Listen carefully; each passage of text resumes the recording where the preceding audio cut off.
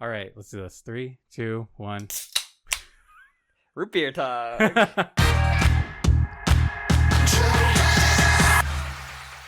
Hello, and welcome to the end of JOKAKAGA. I'm Jim. I'm Sam. And here we are. We've just finished. I don't know why I'm doing this voice. I don't know. We just finished watching the end of Evangelion. Sam has never seen this. This is his first time watching End of Evangelion. What is your fucking instant reaction? Head tilt. Head tilt. Yeah.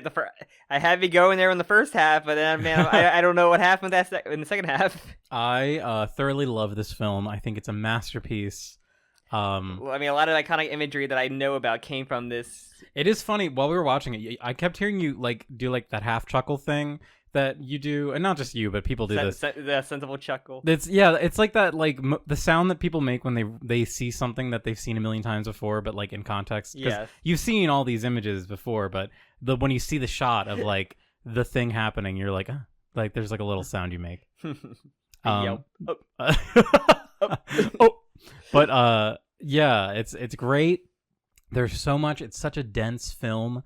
There's certainly is. It's interesting because I know a lot of people like me, like chronically online weebs, who love the movie and they say it's like one of their favorite movies.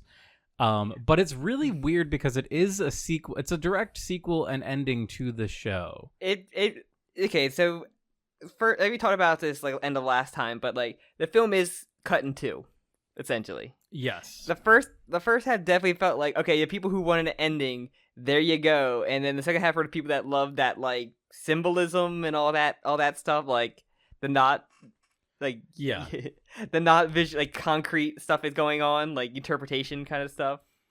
Yeah, once the actual human instrumentality begins. Once the credits roll and they come back when the longest post-credit scene ever. Yeah, that's a good way of thinking about it.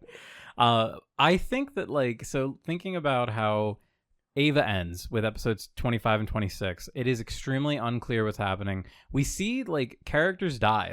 We see Misato and Ritsuko die. Well, even the same way they do in the movie. We just have no context about what's actually happening. I got at least a little bit of a gist that was going on though, from that ending. We talked about it. And I got a basic understanding. Yeah. I understood that. But this one, I'm just like, what the fuck is happening? So, all right. I think we'll try and do play by play.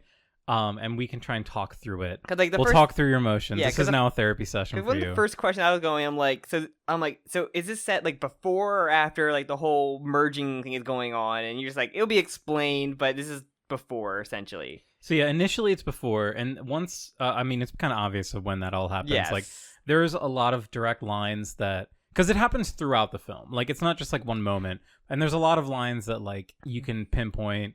The thing Shinji says, anywhere can be heaven as long as I'm here or whatever. And I really got okay, this film more than the show itself is the people hating Shinji for being a bitch thing came from. Yeah, that is fair.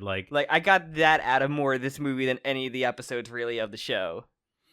Also, I looked up film synopsis or summary, and this synopsis is hilarious. Nerve face off against the 18th angel, humanity itself.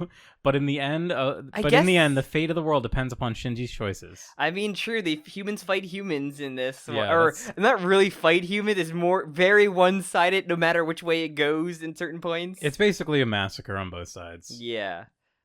Okay, but yeah, the first iconic thing was the cum shot. So yes, Shinji does do well. Actually, the first shot, which I forgot about, is kind of a callback to Shinji killing Kaoru. Yes, because he's standing outside and there's a traffic light that falls into the water. Because that's where he first kind of meets him in front of the lake and stuff. Yeah, and he's sitting on that. He's sitting on an angel statue essentially. Yeah, and it kind of looks like a mass production angel. Sure. But I didn't really get a memorable look at it, but it's obscured. But there's a street light that falls into the water, and it's definitely supposed to be Kaoru's head falling and splashing in the water. So it's kind of re-centering Shinji's focus on that. And then on that 2-episode character, or episode one episode character. And then Shinji goes to the hospital to see Asuka and pleads on that very locked door that has 20 million screws to make sure that door stays locked. Well, yeah, he needs it to stay locked. Yeah, he can do the messiest cum masturbation job ever. The messiest cum job ever. With his pants on, puts his hand down the pants, comes into the hand, like, I'm disgusting. Yeah, so this is very controversial in my opinion. I can tell. This translation said when Shinji does the cum shot, it says, "I'm the lowest of the low." In the industry, it's called the money shot. Yeah, in the industry. Which industry? Also, a wrestler named Val Venus who was a porn star gimmick, had a finisher called the money shot. That's funny. But so he says in the original version, "I'm so fucked up," which has become kind of like an extremely memorable line. Yeah, I think I asked you, like, was that just a fan dub kind of like? And I'm pretty sure that was actually in the official. What is it? I slipping my mind. Yeah, whatever the original. Whoever, I can't. I'm so mad. I can't think of who did that originally. But I know that original translation, so the official translation. But I have to Netflix. say something, and this is kind of. We'll get into this when we talk about the rebuilds. But since the formation of Studio Kara, so that's the new studio that does the rebuilds that Anno's the head of, they have taken like a very strong interest in like how Ava's localized, at least in English. Okay. So I believe that the Netflix version of Ava as it exists has been like specifically approved by Kara. I think like, I might be Shinji wrong. wouldn't curse. Yes. No. He strangle women, but he would never curse. Come on. So, okay, I might be... that might be, like, a bit of a stretch. I don't know if that's entirely true, but I know for sure, like, the third rebuild movie didn't come out for years because of that reason. Oh. We'll talk about that later, but that movie did not come out in English. It premiered in English at Anime Expo. Oh, yeah. But then it literally was not legally officially released in English until, I believe, 4 years after that premiere. I thought you were going to say, like, the controversial thing is just the whole cum moment anyway. Well, that is also. I was coming from more of like a getting fan an Oscar perspective. titty, and then he came because he saw a titty. It is extremely controversial, and I think it throws a lot of moral ambiguity into Shinji's character because we've never really been given a reason to hate Shinji. Yeah, but this is like extremely disturbing that he would do this. That and like it. This is very much like Asuka is he likes Asuka the most out of everybody. It feels coming out of this movie. It seems like, and the way that he refers to her later, it's like she's the one person that he thinks can get something done, like that can take away his responsibility. Because their kind of like competition in the show was Asuka was always feeling like outperformed by Shinji. Yeah. So Shinji now is kind of saying like, I can't do this anymore. Like, Asuka, you've got to be the one to just make everything right. Like, just do your thing. Little does he know how bad things really are. Yeah. But throughout the movie, there's a lot of that where like, okay, he definitely like. I feel like it's just so funny how like Asuka had a major focus in this movie, but like Rei is just does stuff in the background. She like does her stuff. Ray's kind of a MacGuffin. Yes. For the first half, which is really funny. He's very much so. Like it's very weird, but yes. So that's the iconic shot number one. Like, oh, I know that famous Shinji jacks off. Yeah, and I on think a comatose girl. I really like the inclusion of the scene because it does make Shinji like a little bit morally reprehensible. Like, and he even acknowledges this too. Like he realizes that he's in this state of like self-hatred for sure. Yeah. Also like no respect. He has no respect for Asuka. He's no respect for any of the characters really. Like, yeah, no respect for himself. Especially no respect for himself. So yeah, I think it's really. I don't know. What do you think? How do you feel about it? It's just weird. Did you like it? No. It was very weird. Like seeing something like that in like an animated movie, like seeing cum in like a hentai is very weird. It is really weird. It is extremely like. I don't even know. Like, I don't want to say bold, but it's very uncommon to see this kind of thing. See a 14-year-old girl's boob also is very weird. Yeah, we see a lot more of Ray's later too. Yeah, it is. I think it's like it's okay if she grows to become a giant woman. She gets so many years added to her age. I think it really is kind of like what's the word? I can't think of it. Like literally, like it is kind of ballsy. It's kind of like extremely like. We are putting like this the show. It's not risky, but well, you know the show what I mean. was always horny.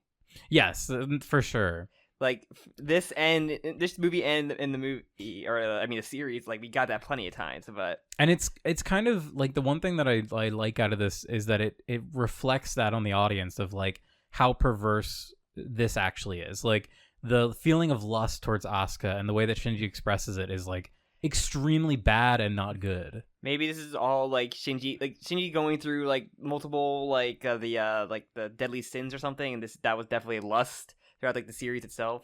Yeah, he's going through I think a decent amount, like pride, definitely. Like he does have a wrath. little stint with pride. You've and seen wrath, like the him going berserk is like wrath. I feel like gluttony is probably the only one you can't really give Shinji. He's mean, a glutton for punishment. His Eva did consume. That's true. It did. But that was Berserk Eva. Still, Shinji was in there. Shinji was there. You should do a YouTube video, the Evangelion 7 Deadly Sins take. I don't even know fucking half the fucking meanings of this shit in this show. You said what? Wrath, lust, pride. We had gluttony. Gluttony, well, I would say no. And then what are the last 3? I can't think. Greed? Greed? No, I would say Shinji's not a greedful person. Did he have a greed? He's not really vain either. Did he ever get greed? There's that one episode where Shinji finds the gold coin and he won't give it to anyone. What was the other one you say after that? Vanity. Vanity? Shinji's not really vain. He got very cocky, though. That's not vanity, though. Whatever. I don't care anymore. Some other deeper... And some other I'm sure thing. it exists on YouTube already. Yeah. Whoever, hey, someone has to have deconstructed every part of biblical lore to Evangelion. Yeah, okay, that's a really good little segue. Before we dive into everything, everyone always talks about like, what's the point of all the Christ imagery in Eva?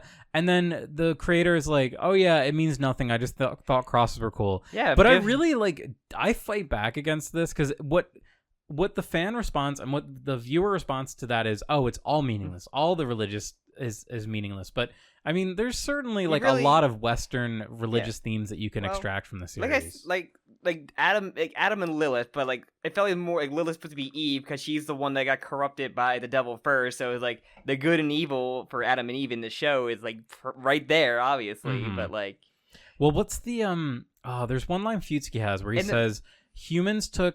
Or he doesn't say this exactly, but he says humans are like the forbidden fruit and angels are the forbidden knowledge. Something like so like humans took the fruit, which would be the Lilith, I guess, which is like their existence, and then the angels represent this sort of the godly knowledge, this like external awareness. And the angels are like, okay, they all look weird, yeah, because angels in like the Bible or in like biblical lore is like their appearance is like nothing you can comprehend really. That's why they all look fucking trippy and bizarre and not really look like anything other than we had one that looked like a human, really. Yeah, they have to like make themselves look normal for people. Yeah. But I can't remember who it is, but there's like one book in the Bible that it's like really focused on this, and that's where most of the depictions come from. But they're described as like having like dozens of wings, having like multiple heads, rings upon rings with eyes. There's so many eyes, different kind of faces. Like it's all over the place. So there is certainly like it's not meaningless. I would say the religious imagery is certainly not meaningless. Literal like it is.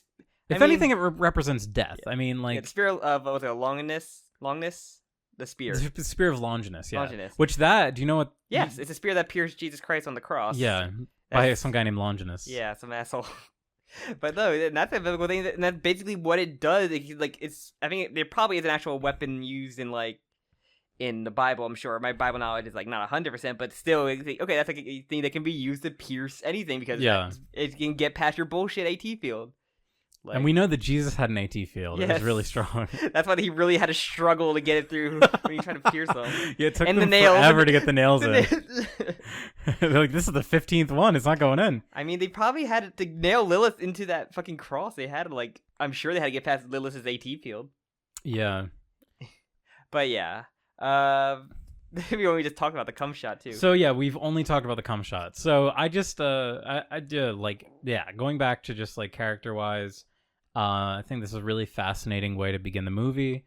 Very bold. I think bold's the right term. It's just really bold. Yeah. So we basically have like a couple things going on really, like what's it called? What's the evil council? So Seele. Which in German means soul. Yeah. So the big thing is that they've won. Like Nerve has beaten the angels. Like that was the big thing. Like, and now everyone's just like, all right, are we just waiting here? Like, are they going to get rid of Nerve? Like, what are they doing? We're just waiting for the Human Instrumentality Project to begin. Sele's like, yeah, we're gonna hunt y'all down. And Misato's also just like in her like her best with Kusaragi from Ghost in the Shell kind of hair ponytail, Makoto hacking Kasumi, yeah. like in around with machine porn around her. I love that part, which because she like finds out like all the deep secrets, and she's in like a computer that is like being hyper cooled. You can see like there's like vapor coming out of her mouth when she breathes, and I love that detail. Like, you haven't seen Summer Wars, but there's a part in Summer Wars where they have a bunch of computers and they're like out in the middle of the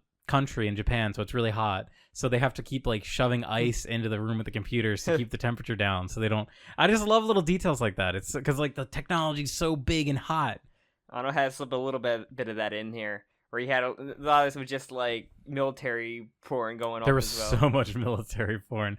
Some of the shots look so wonderful. The direction in this movie, I think, is fantastic. Yeah, and that, as we go forward with the attack on Nerve, it's very evident. We even mentioned about like how bad security for personnel is, and I'm like, I'm not surprised because literally Rei, Asuka, and Shinji snuck into the base via the vents. There's the one where like the guard gets stabbed in the back, and it's just like, you're like, where the hell did he even come from? I love the animation in that scene's so good, but when you actually look at it, it's insane that he was able to just because he's literally behind a gate, and like he kills him, and then the gate like opens up, and the entire army is there. So we have no idea where this guy came from. It's fucking like Solid Snake just like went around the whole way and like. But that's a personal kid. But it's funny because one of the characters even says like, "Is this why they kept cutting our like self-defense budget, like our personnel budget?" Yeah, because and then you only see there's a couple guys that have like what are they called? Berets and guns. They look to be like the security, Nerve security, and we don't even see them after that one scene. There's so few of them. Everybody literally fucking dies and like getting shot in the back or like just executed. And only people survive are the characters that we've met along the way. Because they're special. Yeah. But there's a lot kind of happening concurrently. Shinji's hiding under the stairs. Yeah, he's sad. He's just being a little bitch boy again.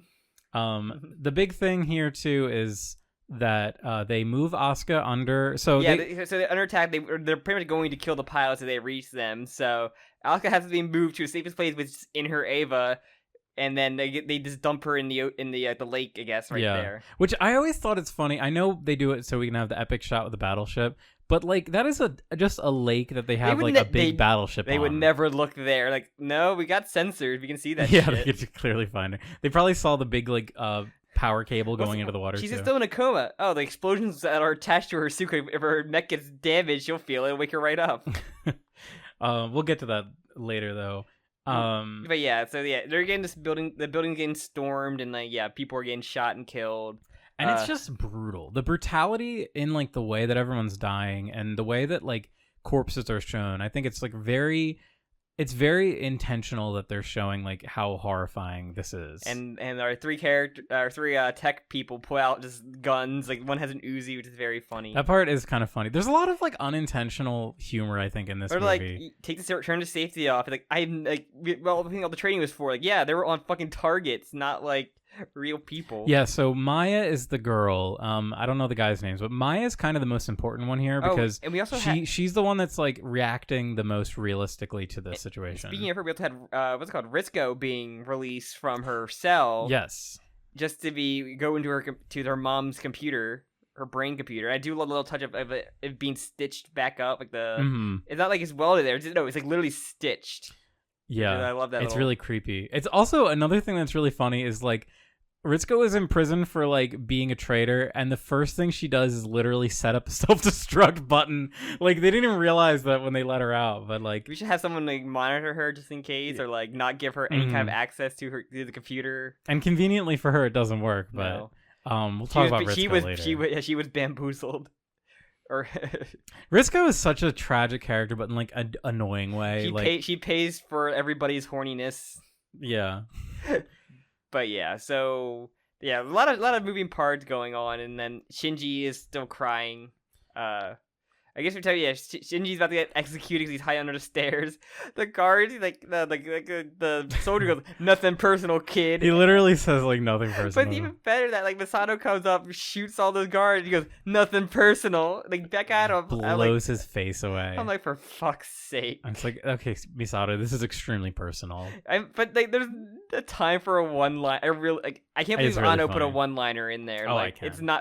It's so like unfitting for the situation going on. So yeah, Misato basically badass. I'm literally have to drag Shinji a little escort mission Basically. to get him to Ava 1. So, and then what's it called? There's so much happening simultaneously. Yeah. Let's just like pick one and then go through it. Get So Shinji basically, stuff, yeah, or- like so Shinji and Misato, their goal is to get Shinji into the mech, and Shinji doesn't wanna, and Misato's like, Shinji, you gotta do For it. fuck's sakes, now or never. Like, do or die. If you're gonna fucking run away, then just fucking die.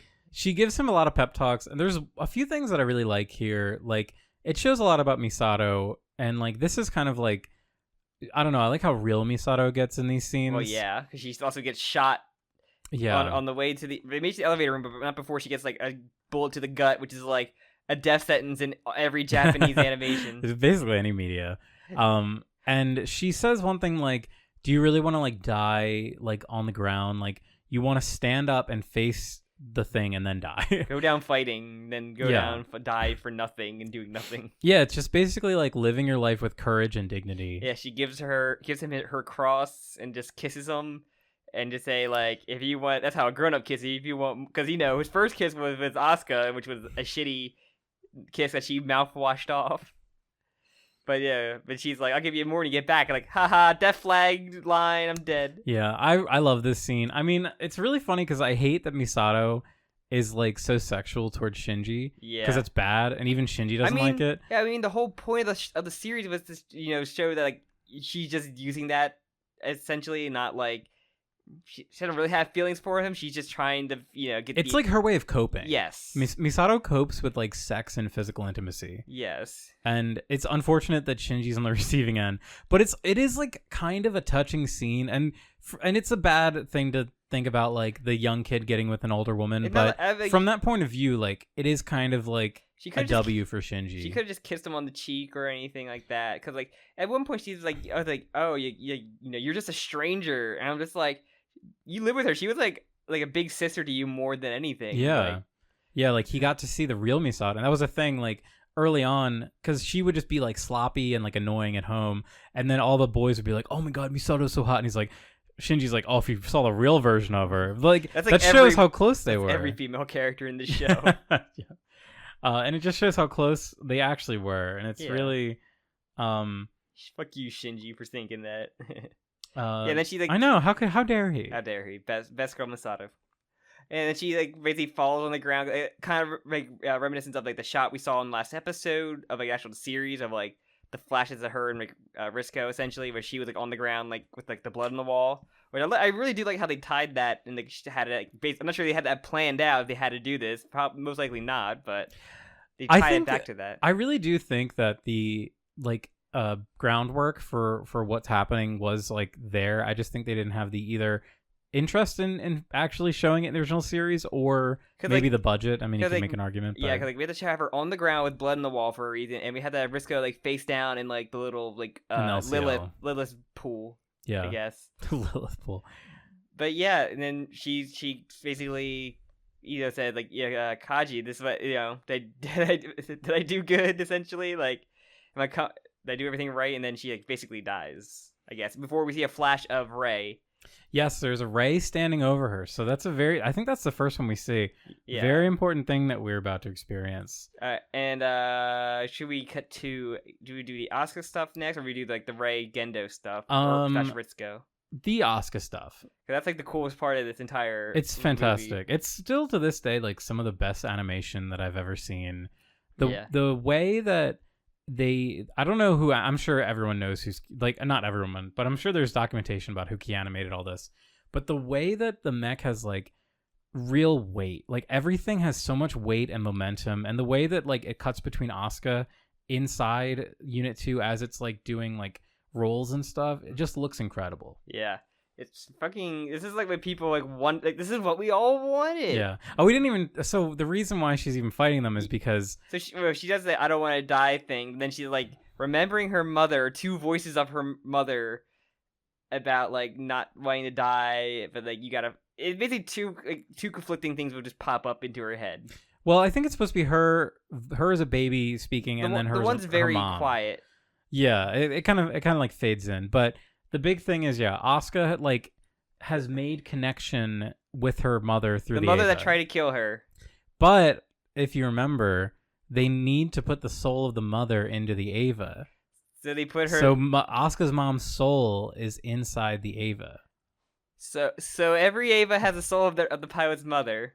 Yeah, that's Unit 2. Unit 1 has Has that, but then Unit 0 also have that, or since Rey's part of his mother. So I think Unit 0 is supposed to just be like maybe another version of Rey, and that's why it's not. That's why it's like a prototype, and it's not like a true Eva. So you couldn't do the whole thing at the end with that. So, but did they put? I don't think. Did they put what's it called? I mean, how all the extra Evas that came. They put Toji's mom, or they put his sister in there. They put his mom in there. Okay. Because his sister wasn't dead.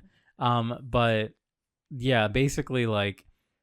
And like because I think Toji talks about how he doesn't have like parents or something. Would that have worked if they actually they brought him for the they brought him in to pilot Asuka's mech. It wouldn't have worked even if he wasn't like.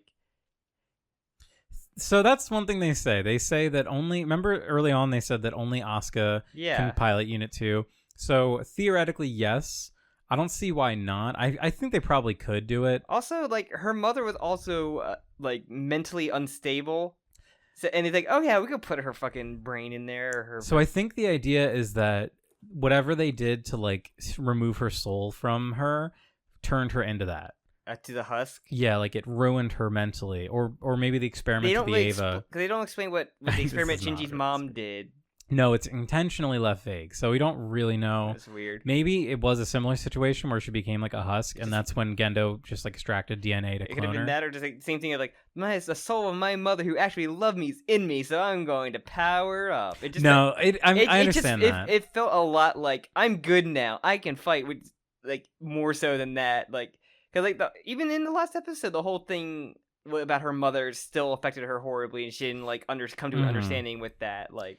I think the idea is like Asuka still has a lot of like issues that she needs to work through. It just looked like she just suppressed them all and just be like, my mother actually did love me. Well, I mean, if you think, and this is very like Freudian, I guess, but that's like the key issue for Asuka. Like that was like the problem was that my mom is a maniac and she wanted to kill me. So that's why her whole life, and that's why her whole life was as bad as it was. So this actually like feeling the true spirit of her mother. And that her mother does love her. Even though there is some conflicting lines in there. It's a little confusing, but she actually is empowered by this. So with the mother being put in there, was Ritsuko's mom like also kind of like a prototype to that because she put herself into that supercomputer? You could look at it that way, yeah. Interesting. Yeah, Eva, there's a lot, and as like this is very like not clearly explained. There's a lot of like, and I mentioned this forever ago, but the N64 game tells a lot of lore that is never explained in the series directly, but it goes into like how the first impact I think was the dinosaur that was the black egg hitting Earth that caused the dinosaurs. Interesting. I don't consider that super canonical, just because I don't care about it. But yeah, do a playthrough of it. I would love to. I'm sure it's probably pretty easy to emulate. Yeah. But I'm going by how this movie had a Sega in the beginning. I'm assuming they're all Sega produced games. Probably. You gotta get that one game where like class rep like makes out with Shinji. There's so many Eva games. We'll do a deep dive later. You gotta do your Princess Maker Ray game. There's a couple of those. But yeah, so yeah, that was like kind of weird. Just Asuka went back to normal despite all that. Yeah, I think that's kind of the problem. It's just because like her initial, like if you had lived your whole life with an extremely traumatic event, you don't just like, it doesn't all get healed if you have like a breakthrough. She it's not like she still had a little bit in her. No, she completely just like how she was before, just so she could do the fight with her have her eccentric personality again. Yeah, and I think like I know why it's what you said, like even so she can have the fight. But I think like say that Asuka did survive this, I think that she would still like kind of relapse and need to work through kind of all of her emotions. The end. Oh, she does say she comes back. Yeah. So she's got some shit. That's why she's acting the way she is at the end. She's working through some shit. But now she has the new trauma to worry about, waking up to see Shinji So where are we? Well, she wakes up and starts fighting the mass production. She does the fights the ground troopers first, where she uses like the ship as a shield and fucks them up. Is awesome. It's great. And then and also, so she has like ultimate control over her AT field. Yeah, she's like so synced up. She's probably more synced up than Shinji's ever been, like normally, and she's able to like just use her AT field as a weapon. It's Shinji really hasn't cool. synced with his because he hasn't really thought much about his mother, so like he cannot sync up with his nearly as much as Asuka does, who thinks nothing but her mother. Yeah. Honestly, Shinji doesn't really like. There's not much like I think Shinji and his mother nearly as much like as I thought there would be in this movie. Not really. I mean, they have that kind of conversation near the very very end, but still, I think we got a little bit more of that in the series proper. I'm kind of waiting for like maybe because he's he only did that very little, but since he's in the Eva or have one if he like sinks deep into the Eva, like having that kind of discussion with his mother, and that's probably where you get some of the backdrop info, but. So yeah, she has an epic fight. Really, mass productions come in there, 9 of them, and stealth bombers. They are awesome. I need a model kit of them. That shot where they all appear on the stealth bombers is so fucking cool. They're all like weird sperm-looking motherfuckers. They look like I guess put it like doves or whatever. But also there's a Monster Hunter monster. I think the Kazu. It looks just kind of like it, like a monster version of that. Oh yeah, like a weird sperm monster. But no, it's like it's a very cool and a very cool fight. A lot of he comes disconnected to have 3 minutes to kill them, which is 20 seconds for each. Yeah, which this is one of those details that I like. Asuka does have a college level education, so she's very quick at doing math. Yes. This is the Kazu from Monster Hunter. Oh, that's funny. Yeah, and then of course, even though she's epic and kills them all in a lot of time, they respawn. She kills the last 2, and then one of their swords are thrown at her, and turns to a spear replica essentially. Yeah, the Lance of Longinus. So what seems to be is they seem to, because a big part of the plot with Seele is that they can't do their plan for human instrumentality because they don't have the lance. It's on the moon. Mm-hmm. So it seems like they're able to construct like these simulated or like recreations of the Lance of Longinus. Yeah. And it does what it did in the arc, and when we saw Ray throw it, it pierces the AT field. So something about the shape, I guess. I do love when she gets like pierced through the head, which is like kind of an iconic shot. I love them like the spear like getting their head falling and just like they're stuck sitting up because of that. I love props that. her. Also, we were talking about like voice actors killing it lately. The scream that Asuka does. This is the original Japanese, obviously. The scream that Asuka does is so like gut wrenching. It's so powerful when her eyes pierce. It's kind of funny, like, oh, she lost her eye. Like I know from the rebuild that she just has an eye patch now because why not? Yeah. I'm like, I wonder, like, it just had like alternate ending to end of Evangelion, and they were like, Shinji's like, I made it in time instead of crying for like 15 minutes. Well, I gotta go save Asuka. Like, no, yeah, she arrives on time. Then she gets brutally eaten. Yes. Brutally consumed. Well, before that, actually, there's a really cool part where even though the Eva unit has no battery left, she is like willing the unit to move, like making it go berserk. Also to do the hand in the sky kind of thing. Like, no. It's really awesome. Like the whole time we get the Nerve HQ people narrating everything so they can kind of make sense of everything that's happening, which is narratively a pretty smart idea. Because there's a lot of confusing stuff happening. Yeah, because all the military people retreated because, oh, we're going to blow it up. We got to get out of here. Yeah. And, yeah, it's just, they're like, holy shit, it's going berserk. And then one of the other shots I love, they all, like, impale her with these spears. Yeah, and brutal. It's just insane. And then they eat her up. Yeah, because when Shinji gets out there, you kind of just see her, like, just the gore left of the Eva is awesome. Yeah, and unfortunately, I something that, like, Shinji should deserve a little credit for. He couldn't get the Eva out. The Eva was completely smothered in bakelite. So and it was like this hard like liquid or whatever. So he can't even like get to the Eva until there's like a big explosion that ends up shattering all of the bakelite. Yeah. So he couldn't make it. But once he does, as you said, he sees Asuka die. He yells. And then that's right before we get the first credits. But yeah, but then we get the only credits. The Ray Gendo stuff. Gendo's like, it's time. Let's go, Ray. Like, okay. And just be like, time to do our plan. Let me put my hand on your boob. like he does, and like I'm gonna eat that hand, and then flies away. Yeah, he puts his hand on her boob, so the hand that Adam is in. Yes. And it like goes into her body, and then he reaches for her womb. Like very clearly, he's like reaching for it, and it doesn't look very comfortable for Ray. I feel bad for Ray in this scene, but the big thing, and I can't remember if this happens after. Well, Ritzko appears there first before when they get there. Oh, that's right. Yeah. He told while they're going down there, he told Ray, "Take your clothes off now." Actually, Ray was naked the whole time, I think. Oh no, she wasn't. He wasn't in clothes when she left like her like room in the beginning. Yeah, she was like in a tub of some liquid, probably LCL. Remember? But there's that one scene. So she was naked for like the whole time the Gendo's walking her there. But yeah, so Ritzko there, like, I'm going to kill Lilith and all this stuff. So his plan can go out the water at the window, and then he's like, "Huh, it's not working, Mom. Why you still love this guy? You fucking bitch." Ritzko is literally betrayed by her mom one final time. And Gendo's like, "I'm gonna shoot you instead," and he does, and Ritzko dies, but sees Ray. The Ray that we keep seeing in that one, which I didn't notice. Like, Asuka didn't see Ray. Yeah, Asuka does not. But I guess you could say that she's an Eva pilot, so maybe she has like a certain. It's just very. She was missing an eye. She didn't get to see it.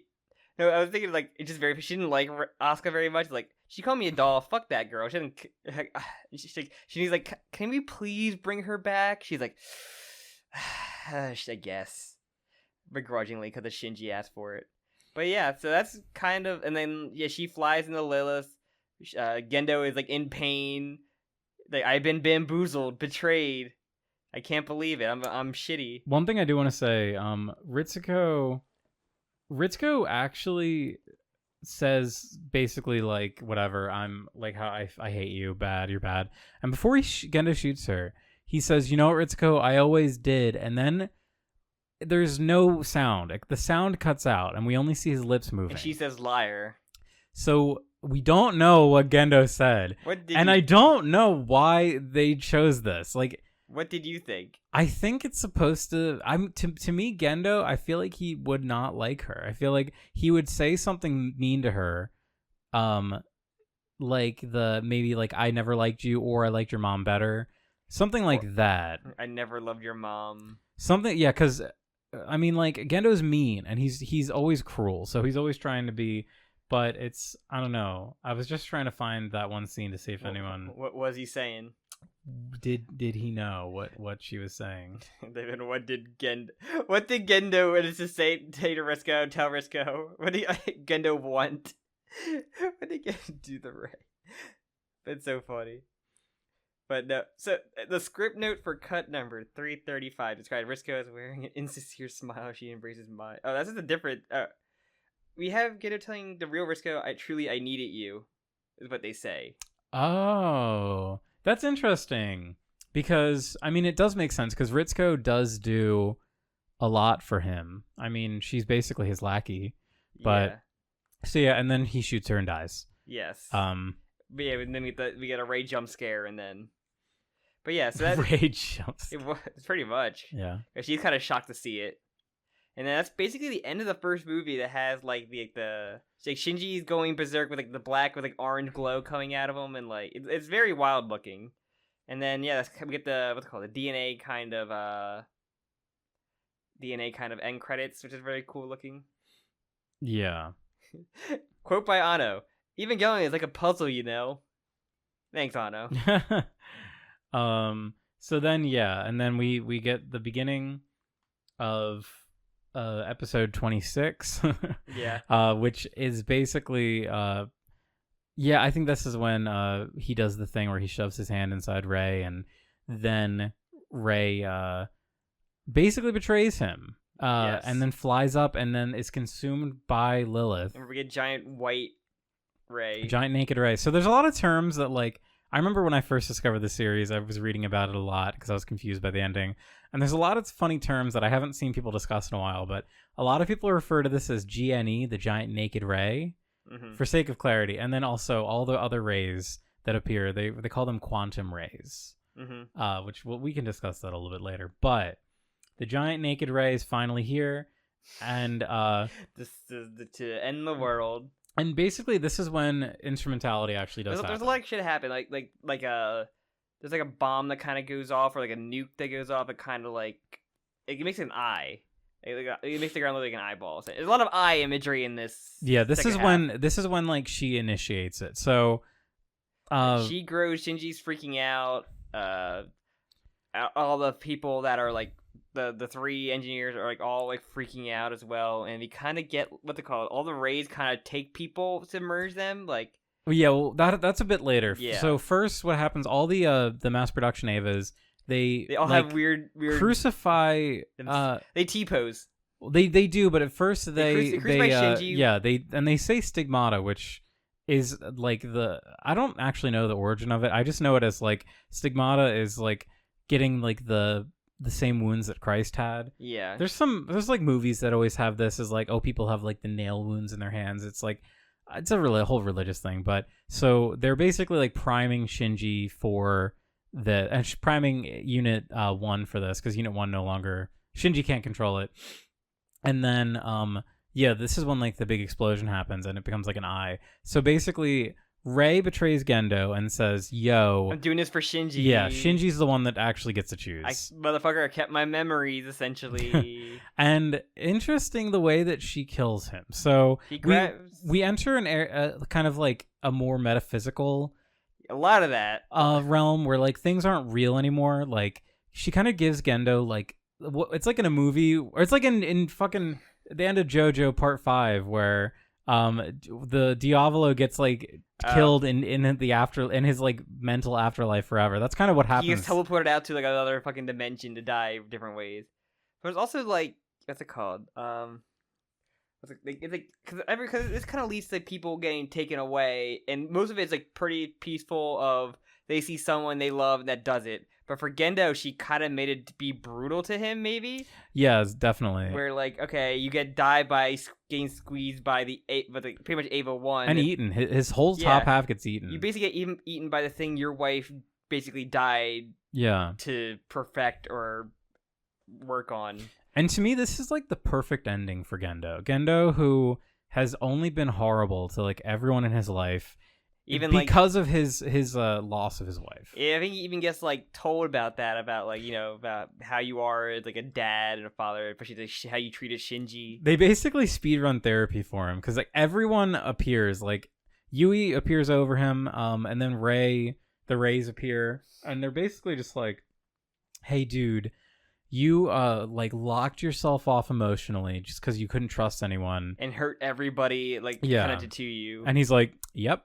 I kind of did do that, didn't I? And then Rei does a fucking like Mortal Kombat fatality on him and makes it's not even like Unit 1. It's like a demonic looking version. It's really cool. Yeah, And it eats his top half. And I like that Gendo gets that. He deserves it. He really does. Yeah, so like, a lot of that, because like I said, with the engineer, like one sees Ritsuko because she views her as her senpai, and like it's very peaceful because she hugs her, and then I interpret that as like a romantic. A little bit? She does, so... Either that or Ritsuko literally... So Rei turns into Ritsuko and puts her hands over Maya's hands and then types something out and then hugs her. And then if you look at the screen, she typed, I love you. So... Either like romantic or like maybe as like the mother figure for her, or like a... Gal pals. It's just something like loving her in a way like... Like a platonic love. Because everybody has fucking family issues, so it easily could be that as well. Like, it's a complicated love. If you work at Nerve, you have to have mommy, daddy some kind issues. Of family issue.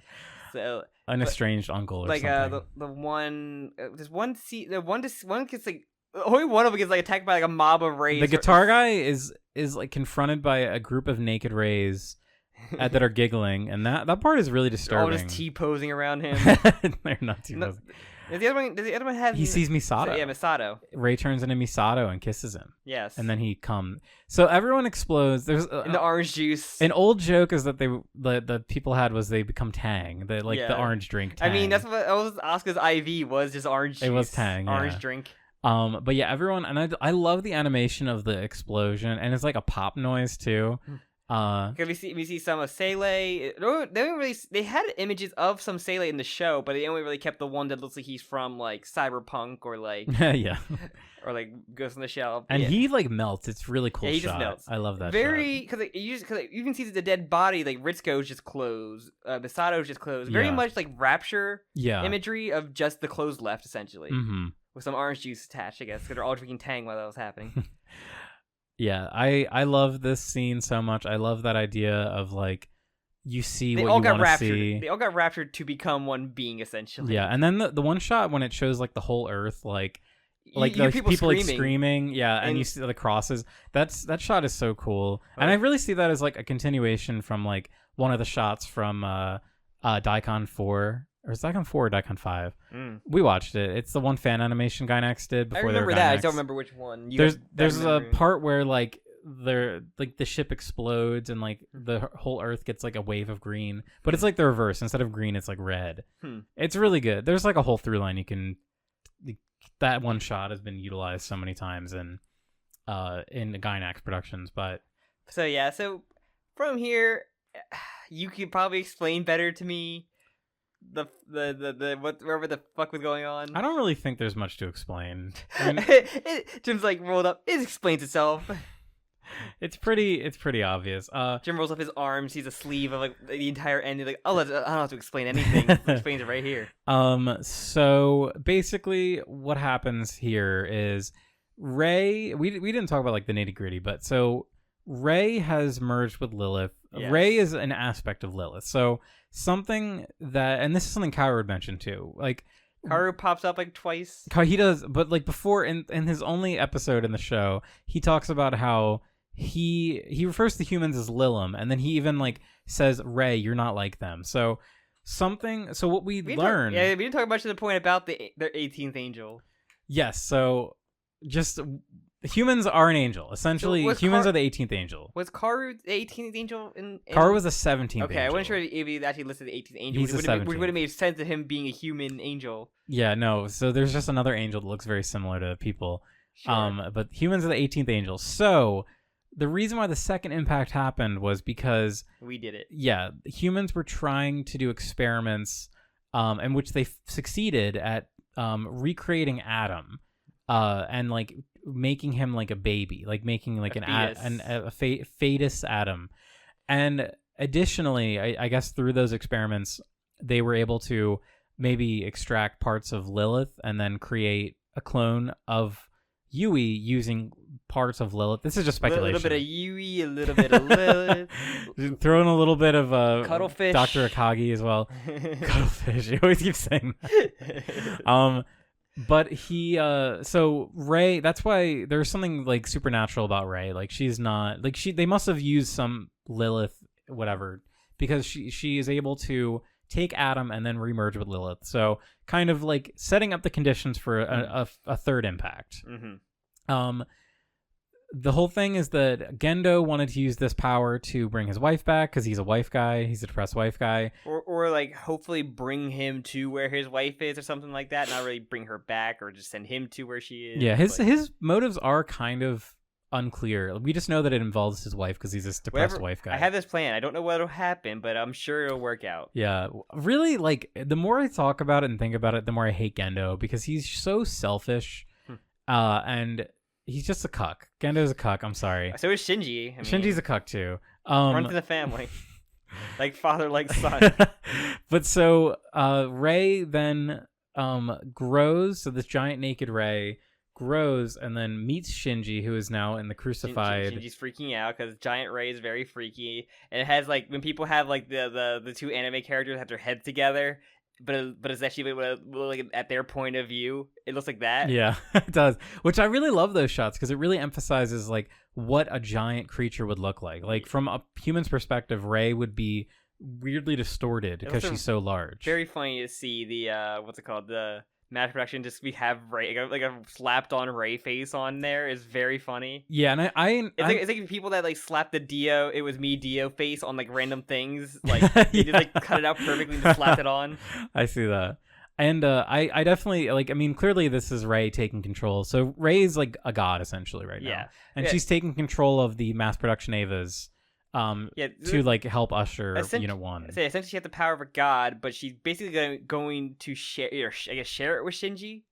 That's the thing to play the plan, or like let Shinji be control of like what she does with it, or get, because like it basically like Shinji, you make the choice of what to do with the world, how you want it. Yeah, I think it's interesting because Rei doesn't really ever have like any will, so it's almost like she just sees herself still as a vessel for the power rather than like wanting to like, a MacGuffin. Kind of. No, because like Shinji's like the whole thing of like what kind of world he wants to live in, a world where like a perfect world where he doesn't have to do anything really.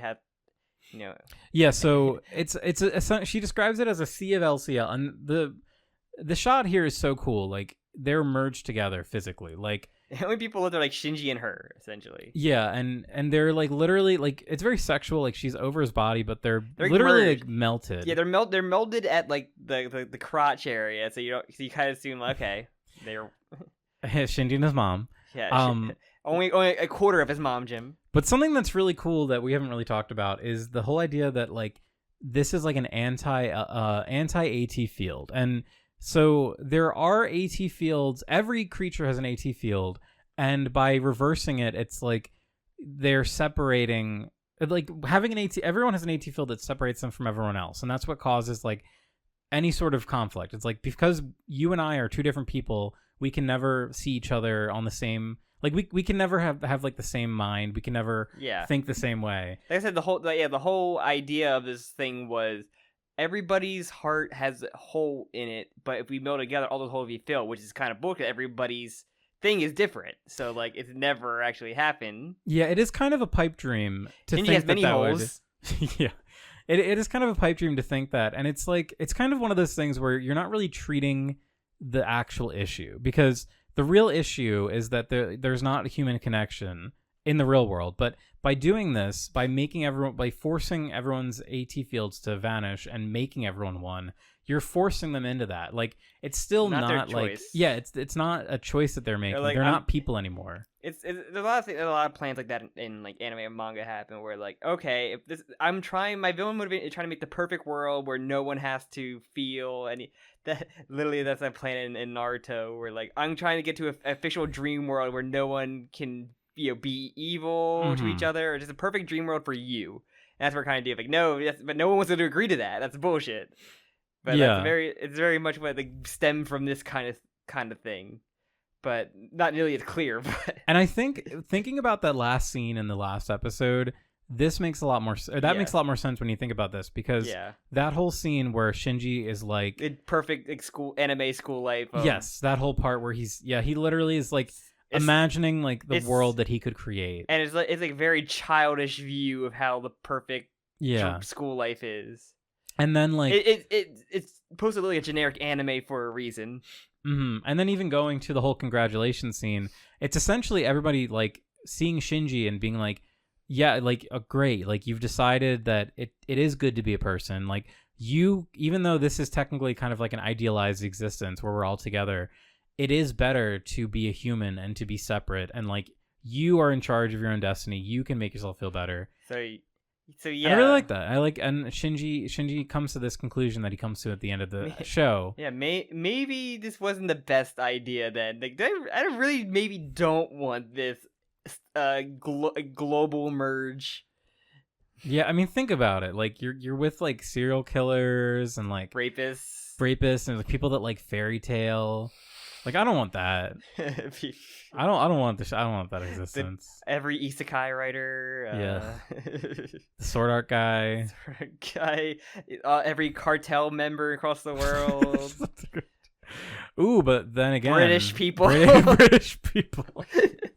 The Queen. No, not anymore. She didn't make it. Oh, Elon. No. Thank you.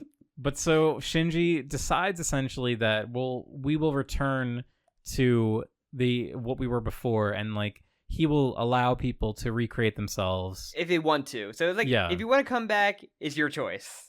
Which is really interesting. And then Rei even says, I'm just like, what does that mean? Like it literally, like you just come back, and like. But we only see one person come back. So that's the interesting part about Maybe it. Rei, because Rei did the ghost thing and jump scared away. Well, I think she did the Slender Man thing where she would just vanish. She'd be like go around a corner. So I think Ray's gone. I think Ray is one character that we can't get back. Oh, and we didn't even mention. So when Shinji's initially confronted by Ray when he's still in the unit, he's terrified, and then it turns into Kaoru. Yeah. And then Shinji's like, Kaoru! Like, he's like... Oh my god, my one episode boyfriend. Like, literally, Shinji's love for Kaoru is so strong that, like, the only way he is willing to do this is if he sees Kaoru again, and he does. True. He does, yeah. Shinji is canonically bisexual, I think. Shinji's definitely bisexual. Yeah. Hashtag bisexual army. Congratulations, you got Shinji. Congratulations. Congratulations. And then various bisexual people just clapping like, congratulations. Kim Jong-un. What? Mussolini. All the world's famous. Michelangelo. Leonardo da Vinci. All the bisexuals Che from Guevara. history. Che Guevara. Tom Hanks. Oda Nobunaga. Yes. Well, no, he was actually a girl. He was a cute anime girl. He also was a cat. He's also a cat, yeah.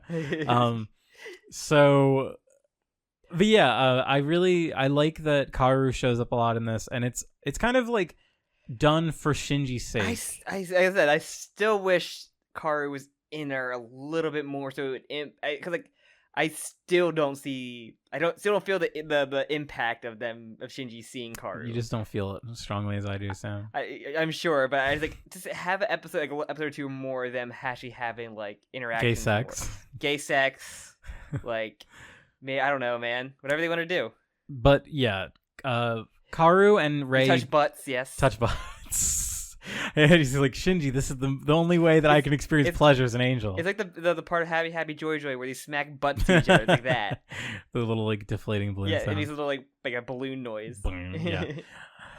So, and then when Shinji's kind of this is also when you get a lot of flashes to a lot of bullshit. Yeah, so we see the audience at one point. So yeah, you mentioned that because we see a lot of live action stuff, but we also cut to like a theater, and like you said, like it was like a screening of like the first part. I believe so, because there's a guy holding Ray and Asuka plushies. There's a couple cosplayers. Yeah, I saw one of the cosplayers. I think that it's one of those things where like people have like screenshot it and like, look, Gary, there I am. Yeah, like have like pointed out everyone.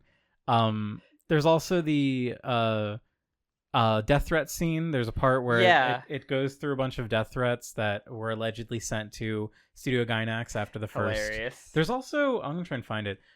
Somebody like spray painted dye on like their front door. Interesting. That's where you're gonna flash up all like the comments that are like too toxic. End of Evangelion death threats. It has a Wikipedia page. So there's actually there's 13 letters. 24 letters they actually show. If I knew about this, you should have done this for like the last like JoJolion coverage of like, or like the one we think JoJolion is bad. So I think there's been like a little. Oh, here it is. I found it. It's a graffiti that says sex in English and then poop next to it, next to the words. What? This is insane. So on the front wall in Japanese, it written "Ikari Rape Man." Excuse me? And then over the Gainax shop sign, it says "Death or Die." So the word "she." But this is actually amazing. Real thing that happened. There is. I heard recently. I'm surprised about it. Apparently there's controversy about if these actually exist. Oh. If these were created by the staff, but I have only heard that recently, and I don't care to look into it right now. So I'm assuming these are completely legitimate death threats that they got for the ending of their series. Interesting. And Ikari Rape Man. We also get like a little like I guess another mind palace of Shinji with him and Asuka in the apartment. Kind of. Yes. Oh, I love this scene. The scene is impeccably animated. Yeah. And basically, it's showing like kind of like the big conflict between these two characters in this movie is like Shinji wants Asuka to like fix him, and she just says no. Yeah. Like this is like a lucid moment for Asuka. Like she's like, no, like I hate you. Like you're disgusting. You cummed on me. You putrid fucking swine. And then he strangles her. Yeah, that famous shot of strangling her in the air. He breaks. Yeah, Shinji is driven to a point of no return. Between that and like the scene, like when she was sleeping next to him, like sleepwalked into his bed and everything. Yeah. Like, and the time I guess he kissed she kissed him more so than. Yeah, she kind of forced. But yeah, then he snaps, and then we kind of a lot of imagery comes out. I'm just like so confused. I'm like, what the. So much shit going on. And then, yeah, we kind of reverts the world back, I guess. And that's when we kind of get, like, I don't know, this is like the fucking, I don't even know what the fucking state of the world looks like at this point. Yeah, so that's kind of like the weird, disturbing part of it. So Shinji is choosing life. Shinji's choosing, like, people can come back if they want. They just have to, like, they're literally at ground zero, essentially. So I don't even know what the fucking world would look like. Because like, a bomb did go off in that area, and it's kind of fucked. Yeah, I'd imagine the world probably looks the same because everyone kind of exploded and everyone's probably just like big piles of cum tang right now. So, but I mean, they came back in their clothes? Like Asuka was in her uniform. And it looks like Shinji bandages her up. So maybe okay. Let's talk about the final scene because we're here. So Shinji comes back and he makes a grave for everyone. It's not clear. I didn't know this for a while, that's but what that was. What, those all sticks, the crosses? yeah, those sticks are all graves that he's made, and that's why he nails Misato's cross onto it. Oh. And then so at so we have no idea how much time passes. Presumably hours at least, because he's putting this up, and no one is coming back. Then Asuka comes back at some point. It looks like he bandages her up somehow because her arm. Because what happened right before she died was her arm gets split in half. So. He bandages that right up. Yeah. Presumably because it's the Eva damage. It's more just like, it's not like her arm actually split because the Eva took the damage on her. You know what I mean? But whatever. He fixes her all up. And she is not responding. She's being totally unresponsive. And he... So, okay. I guess I'll just choke you now. He literally, straddles her. Fucking virgin rage. And chokes her. And then she says, she's disgusting. Yeah. And then the movie abruptly cuts to the end. He tries to choke her, and she puts her hand up to she touches his face, shows like some affection. Initially, it seems that way, but then she says disgusting. So, pretty dire ending, pretty bleak. Yeah, a little bit. Like I don't know how I feel about this ending, really. It's very iconic. It's very powerful. It's not optimistic at all. No. It seems like people aren't really coming back. Yeah. And it seems like Asuka is, because they all experienced like reality together in the LCL, so she knows what he did. She acknowledges that he like jerked off to her. Yeah. So that's one of the big takeaways, and I think like when Anna was directing the voice actor in this final scene, because they had a really hard time doing the actual like written final line, but then he said like, just imagine like Shinji, like you are like comatose and Shinji like jerks off in front of you, and what is your reaction like? And then she says like disgusting, and then that's the take they went with. So I think that she is extreme, and I like very fair for her to not want to associate with Shinji after what a horrible act he committed. It's kind of crazy how like big fuck Shinji became at the very end of just, like mostly in the movie more so than anything. Mostly it was like a lot of like so much like on his shoulders, and then he just became like the worst of him came out. What's the line from the Joker? Is like, what do you get when you take a man and make him the biggest joke? You get what you fucking deserve. That's like the only good part of it. I haven't seen that movie. I just know about fucking memes of it. That's right before he pulls the gun out. That's basically Shinji. Like he's like, what do you get when you shit on a young man? Everyone shits on him, doesn't reach out to him for any like actual help, and then he just goes crazy. You gotta follow the one game timeline when he gets his class rep and everything is good. The good end. He finger bangs class rep. But yeah, so Shinji Kari, like I just like don't know like where in the game went on. I don't know what the fuck would even happen in this world. Like Shinji is like going to be alone. Like Masato probably wouldn't come back. Maybe she would be there with Kaiji or Kaji. Just If he would come back, because he died before all this, so But it- presumably he might not come back. well, yeah, it's true. Well, but afterlife or whatever. Because a lot of people like were taken away via seeing the people they love the most, and those probably seem to be happy being dead because fucking all the stress at the end of the day was like that. Especially all the people around Nerve. Yeah.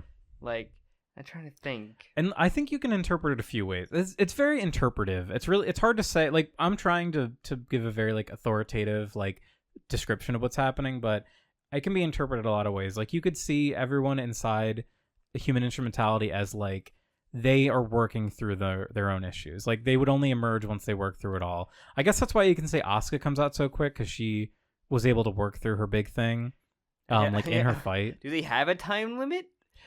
I don't know. I mean, hopefully, like before the stuff evaporates or gets like stuck in the ground. Remember when Shinji had school classmates? They're all in the fucking cum. Like, they're all there. They're all Guess so. in the primordial boop. I guess so. It's just weird. I don't know. It's very uncomfortable. I think what you'd probably see is like people start to come back, and they would have to like literally rebuild society from scratch, unless like the rest of the world does look okay. The world looks like it's all red and destroyed. With Ray gone, I'm assuming no more Lilith, no more Adam, like no more Avas really. Yeah. No more angels. No more Gendo. Just 18th angels around.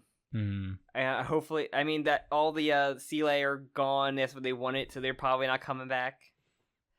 Yeah, I don't see why they would want to come back, because that was like their whole goal. So do you think they just have like a fish tank in the real, like a big aquarium that they just put all the LCL goop in? Tank. Yeah, all the people that don't want to come back. Yeah, it becomes like a zoo of just people. Oh, another big thing too is Unit 1 like drifts off into space. So Yui, we get like a flashback with Yui, because Yui is Unit 1. Like, they are like tied together. And we get a flashback where she talks to Futsuki about like what she wants essentially, and it, like, kind of translates to proof that humans existed, and that like Unit 1 existing outside of Earth is like proof that humans existed, because everything else on Earth is like stuck on Earth except I guess some space debris. But it's like, I don't know, it's supposed to be like this grand gesture about like transcending like some kind of immortal monument to humanity. Also, there was the spear came back to Shinji from the moon for some reason. Oh yes, magic. Okay, not LCL. Magnets. No, probably AT fields. Sure. I mean, they're pretty strong. Sure, because Shinji always used the spear. That's why he was able to summon it back. Well, he didn't do that intentionally. That was the angel. Sure. Or that was his mom doing it. Sure. His mom also can connect to the sphere. Sure. Is there anything else that I'm really missing? Because I honestly don't know how I feel about this movie. I really love that first half, but the second half is just very. I love this movie. Confusing. It is very confusing, and I think you need to sit with it a bit and form your own opinions. But one thing I did want to say was there was an extended live action sequence that was cut. Yeah. Where I believe the voice actress for Misato actually like is Misato. Like, she actually goes around town and does funny stuff. And the kind of question is like, am I satisfied with everything how it ended? And I'm like, not really. Like, I don't know. I have to let it sit on me, but right now I'm like, I don't know how I really feel about this. Like, I just. Yeah, I think it is. I mean, it certainly is anticlimactic. Yeah. Almost in the same way that the show is. Like, it doesn't give you like a feel good ending. It's not supposed to. Anno was in a very dark place when he created the series. If you can't tell. But he's really angry against women in this one. You could definitely see that. Like, you can see there. I mean, there is like significant violence against women in this movie. Like, they all get shot or like tortured or. Yeah, and I've never really heard that take before, but that is a really good point. Like, was he married? Was he going to a divorce, a breakup? I don't know. I don't know anything about Anno that much. I don't think he has been divorced. From what I know, he seems to be pretty happy now, but this period of his life was like very bad. I know he's talked about having very bad relations with his father. Well, which it's like fucking obviously, like, but to hear it from the horse's mouth is just nice, I guess.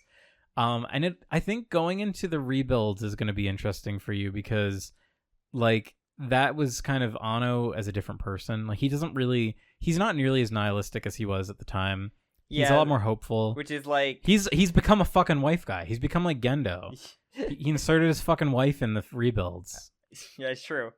I was just like even thinking, like even like being happy reenacting childhood things he loved, like Kamen Rider, Ultraman, Godzilla, and like doing stuff he loved watching growing up. But like yeah, then because I think I know about Mari, about incorporating his wife into it. Like I seem to see eye patch Asuka, which means maybe he did an alternate take of like, okay, Shinji actually saves her, and the end of the world stuff doesn't happen there. This is like where it pivots. I get. Because I don't know where you may have told me where the first movie ends, because you said there's only one important thing. Is the first movie just a retelling of the entire first of the show? Or? No, the first rebuild movie only goes up to like episode 6. It's basically, it ends with the Ramail fight where Shinji and Rei shoot the sniper. Okay. But there is like a end credit scene. I'll show you that right after this, because the end credit scene is the important thing. It's more like leading towards how the sequels are going to be very different. And we're going to show me like a handful of probably the new animations of like those fights. Yeah, I think next time we watch for this, I'll just show you like the cool epic fights, and then it's going to be that and we'll like watch episode the second one, yeah. But yeah, I don't. I may sit on it, but yeah, I'm not like I like resolution. I like to see what happened with everybody. But again, a lot of people like this stuff is not clear and like vague. It's like a lot of people like that. Me, not so much, but like still, I do appreciate a lot of it, and like I really love that first half a lot. With like very dire kind of situation, I love. It's a conclusion that should have been. I don't want to call it a conclusion because it's not really concluding, but it's how the series should have ended. Like it should have had like the invasion of Nerve. If that, if it ended like that, I think people would be more satisfied with it and like get that vague ending that like. Oh no, if you have an IQ, you would totally like love it, like kind of thing. Which still has that to this day still, but yeah, there's a bit of pretentiousness in the reaction to Eva, but I think Eva it is such a deeply emotional story, and it came from such a like honest place from I almost called him Gendo. Oh my god, Ano. It's just weird to see where we started. It's really powerful. Where we started and where we ended up at, where the show just completely like pivots, goes off the fucking walls. Yeah, but yeah, it's really good. I love this movie. Every time I watch it, I know I was surprised at how many things I'd forgotten about. I usually ask you this. Did you get anything new out of this watch through of the movie of End of Eva? Yeah, I honestly appreciated it from like a structural standpoint. The way that like the first half has these like, I think it's pretty well paced how it cuts between. There's essentially 3 or 4 different like plots that we're kind of following. Yeah, and I think that's done really well. And the second half, it's like way more messy and like pure artistic intention, and it feels like a lot less studio meddling, if to use a term that people would like. It felt a lot more of let's just do what we did in the last episode of Eva, just having weird filter stuff, weird live action stuff, like photography. It's more of like a raw expression, I would say, whereas the first half feels like, okay, they actually like there was a lot of intention behind the scenes that we saw, and like the plot elements that were actually revealed to us, because they do spend a lot of time in the beginning of the first half like explicitly saying like what our plan, like Sele tells us what their plans are. Misato like outlines exactly what's happening, because it is very unclear by the end of the series, and you need to be told like, oh, the Black Moon, and like, oh yeah, and like instrumentality's happening and blah blah. But yeah. So, is there anything that you're never satisfied with, or like this like really like honestly wanted more of? I think Shinji's reaction to choking Misato at the end is something that choking is Misato? like sorry, choking Asuka. Yeah. Is very troubling to me, and I still you kind of wish you could see at least a little bit of regret in him. Yeah, and I think there kind of is, like when he stops, because when she puts her hand on his face and he stops, I think there is, but like I think that it's such a metaphorical scene rather than like a literal, and I think it's really supposed to be about how like Shinji can only express like through like violence. He can only express to Asuka, violence is the only way that he can like communicate with her at this moment. I mean, violence is like the only way he was like noticeable to anybody with like Eva. So yeah, and it's uncomfortable. It's an uncomfortable thing, because Shinji initially was such like a timid and mild and like well-mannered boy, and it's upsetting to see him behave this way and how he behaves in the beginning of the movie. Yeah, you kind of wish he kind of you don't really see much of his face. You mostly just see like the hands like loosening up a bit, but like the one shot we do see of his face when he's laying next to Asuka on the beach, he turns and he looks very distraught. Like his eyes are like very worried, but also like panicked, kind of. It's hard to explain. I'm still in the dream realm. I can still choke her. So yeah, I think to me that's how I interpret it. Is like to at that point, like, and Shinji already had that breaking point moment where he strangled her in like Dream World. And also just like there's the image of someone like like a guy strangling somebody like that. It's like very brutal, more so than like you don't really see that in like most like FG animation or like anime. Like you don't see that choking like that. Compared to all the Eva fights in the beginning of the movie, that are very like cartoony, unrealistic. It's extremely realistic to see someone like gripping the throat. They draw the hand like you like my hand. Like, you see the bone like and like the vein popping out. Like you just see that. It's like kind of like you see the impact that he's pressing on there. It's kind of like fucked. It's intentionally disturbing, and I think it's portrayed very well. But it hurts. It's legitimately like hard to watch because you don't want to think of Shinji as someone that could do such a thing. I just still can't believe that he just did it again. Like, okay, I guess I'll just strangle you now. Like, it's kind of fucked. He really just hates women. I don't think he hates women.